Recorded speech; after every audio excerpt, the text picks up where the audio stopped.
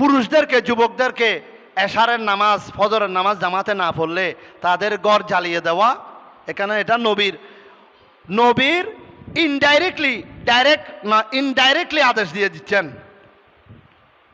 মানে নবীর ইচ্ছা, এটা নবীর আশা।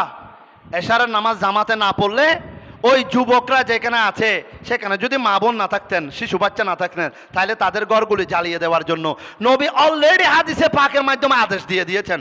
তবে ডাইরেক্ট দেয় নাই, কারণ এটা ওয়াজিব হয়ে যাবে বলে।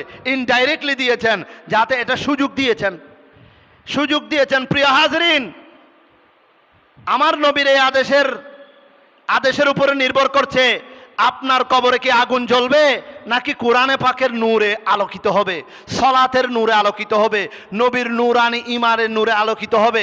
সেটা নির্ভর করছে নামাজের উপরে। সুবহানাল্লাহ। আপনাকে দুনিয়াতে জ্বালিয়ে দেওয়া হচ্ছে না, ঠিক আছে, নবী আদেশ দেন নাই দুনিয়াতে সরাসরি জ্বালিয়ে দেওয়ার জন্য, ঘুরিয়ে ফিরিয়ে হাদিসে পাকের মধ্যে ইঙ্গিত দিয়েছেন। তবে আপনি এটা মনে রাখুন, ওই আগুন আপনার কবরেই জ্বলবে।